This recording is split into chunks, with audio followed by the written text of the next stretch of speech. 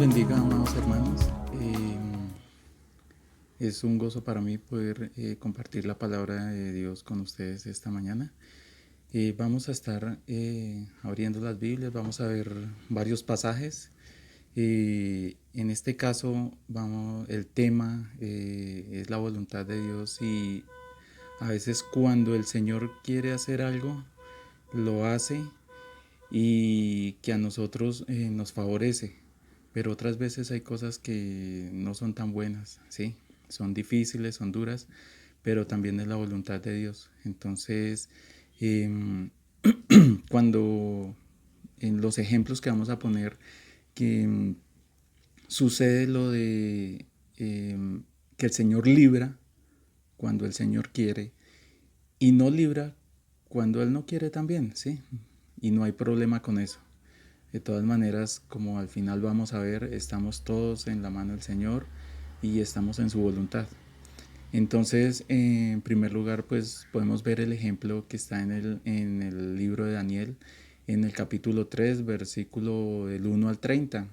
Ahí podemos ver la historia de Sadrach, Mesach y Abednego, la forma en como ellos son librados del horno de fuego, ¿sí? Ellos clamaron al Señor y pues en su, en su situación que se presentó al obedecer la ley de Dios, al obedecer los mandamientos del Señor, de no adorar otra imagen, ¿sí?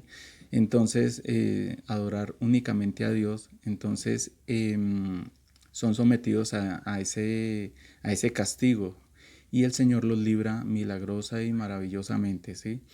Ahí vemos la mano del Señor obrando en favor de ellos.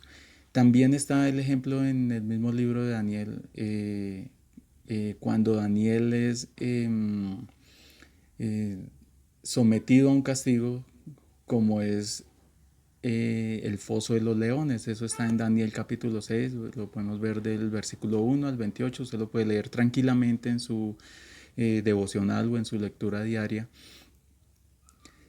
Daniel también obedeciendo pues los mandamientos del Señor, eh, no se somete a la voluntad de lo que estaba instituido en ese gobierno, en ese entonces, en ese momento. Y también el Señor lo libra de una manera maravillosa, poderosa, especial, ¿sí? Entonces aquí podemos ver que el Señor libra cuando Él quiere, en el momento necesario que se presenta la situación.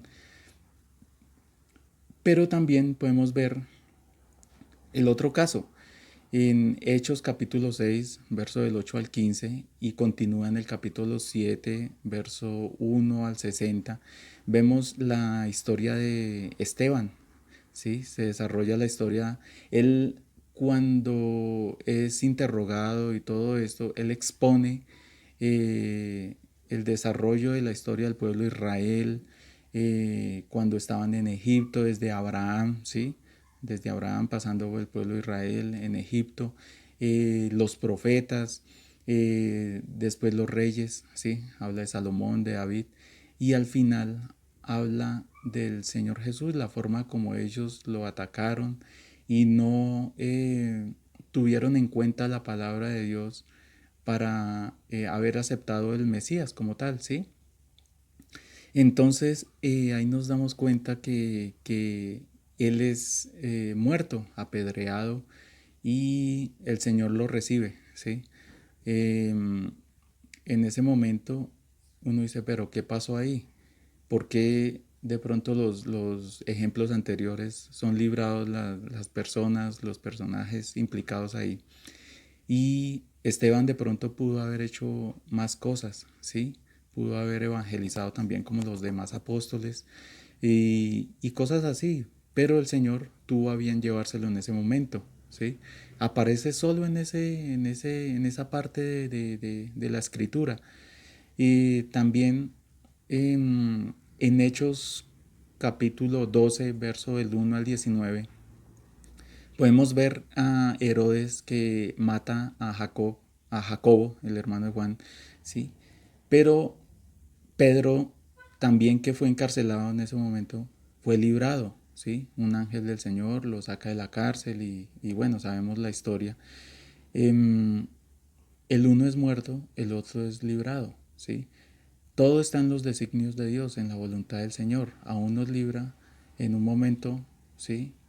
Y a otros eh, prefiere el Señor tenerlos allá en su presencia, ¿sí? Nosotros no tenemos la capacidad ni la autoridad ni absolutamente nada para cuestionar lo que el Señor hace, lo que Dios hace, ¿sí? Eh, Como último ejemplo, podemos ver el final de los 4 evangelios, la muerte y resurrección del Señor Jesucristo. La muerte en ese caso, ¿sí? O sea, si a todos los personajes que sufrieron, que hoy llamamos mártires y todo esto, que sufrieron por la voluntad de Dios, sufrieron por la extensión del Evangelio, el testimonio de nuestro Señor Jesucristo, todo esto que les ocurrió, eh, y aún vemos que el Señor Jesucristo no es librado, ¿sí? Él muere. Pero si no hubiese sido causada esa muerte, nosotros no tendríamos salvación. Ese es el punto, que todo tiene un objetivo, ¿sí? Todo tiene un propósito que tiene que desarrollarse en el plan del Señor, ¿sí? Todos pudiésemos ver que en momentos difíciles, en momentos de problemas, dice uno, pero ¿por qué me pasa a mí? ¿Sí? ¿Por qué no le pasa al malo? ¿Por qué a veces parece que todo está en contra mía y el Señor no me libra? ¿Sí? ¿Por qué entonces el malo le pasa algo similar y es librado? Entonces, a veces reprochamos esa actitud o ese suceso, lo reprochamos ante el Señor. No nos damos cuenta que nosotros como hijos de Dios estamos en su mano, ¿sí? Que la voluntad de Él está en nosotros. Lo único que podemos hacer nosotros es descansar en su voluntad. Es lo mejor que podemos hacer, porque si nos encontramos en un problema, en una dificultad de esas, como dice la palabra en Daniel 4:35 o en Job 9:12, ¿quién le puede decir al Señor, ¿qué haces? ¿Qué haces? ¿Por qué haces esto? ¿O por qué me haces esto? ¿O por qué me pasa esto a mí? ¿Quién, o sea, quién se atreve a decirle eso al Señor? ¿Sí? En Romanos 9, capítulo 9, verso 19 al 24, podemos ver también un pasaje donde el vaso habla del vaso y el alfarero. El vaso que está formado le va a decir al alfarero, ¿por qué me haces así? ¿O por qué me haces de esta forma o de esta otra? Es ilógico, ¿verdad? Entonces, lo mejor que podemos hacer es descansar en la presencia del Señor, descansar en su voluntad, ¿sí? Em, en Romanos 12:2 dice, no os conforméis a este mundo o a este siglo, ¿sí? Sino que siempre debemos descansar en la voluntad del Señor, que es que agradable y perfecta. En 1 de Juan, capítulo 2, verso 17 dice, el mundo pasa y sus deseos, pero el que hace la voluntad de Dios permanece para siempre. Esto es tan importante, ¿sí? Porque ahí le damos la autoridad al Señor de que gobierne todo sobre nuestra vida, ¿sí? Aún el malo está preparado para su momento, ¿sí? Donde va a ser juzgado y todo lo que hizo va a salir a la luz, ¿sí? Y se le va a dar el pago. En el momento en que el Señor Jesucristo murió en la cruz, yo creo que todos los que estaban ahí vieron como algo de derrota, ¿sí? Un momento difícil, dirían, esto se acabó aquí, no va más.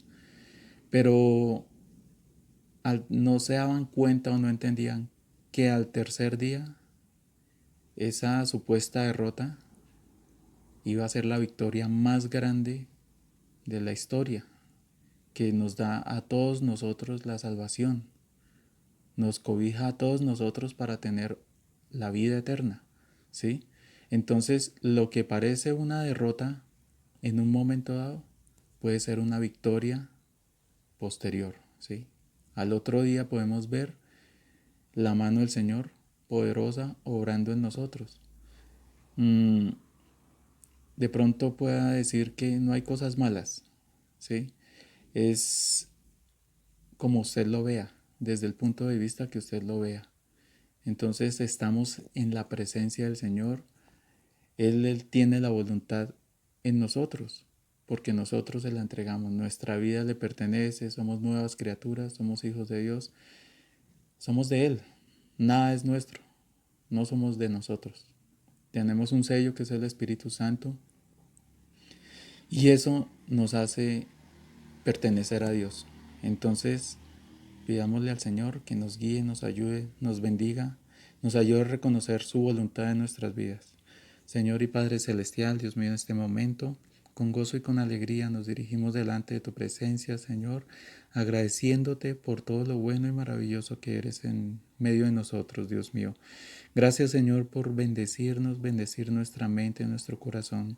Y te pedimos, Señor, que con esta palabra podamos entender que tú tienes lo mejor para nosotros, que hay cosas que parecen contrarias, que son difíciles, que son duras, problemas que a veces de pronto nos pareciera que nos hundieran más, pero sabemos que tú eres el que nos libras y que tu voluntad es buena, agradable y perfecta en nuestra vida, Dios mío.